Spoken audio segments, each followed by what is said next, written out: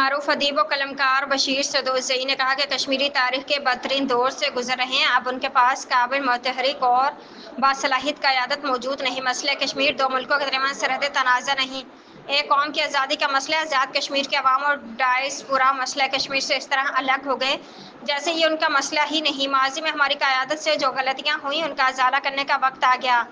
آزاد کشمیر کی عوام اور ڈائسپورا مقبوضہ کشمیر کے عوام کے ساتھ کھڑے نہ ہوئے تو تاریخ کے مجرم قرار پائیں گے۔ ڈکٹیشن حاصل کرنے والے لوگ کسی قوم کی آزادی کے رہنما نہیں ہو سکتے۔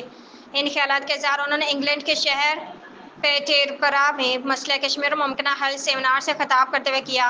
سیمینار میں چودھری عبدالمصدق چودھری ایوب، سابق کونسلر انصر علی، کونسلر اورنگزیب، اظہر بٹالوی، معروف صحافی ذیشان قریشی، مسلم لیگ ن ساؤتھ زون کے رہنما راجہ جمیل طارق، ہارون ظفر سمیت پیٹربرا میں کشمیر اور پاکستانی کمیونٹی کے معززین اور سیاسی و سماجی کارکنوں اور سول سوسائٹی کے نمائندوں کی کثیر تعداد نے شرکت کی۔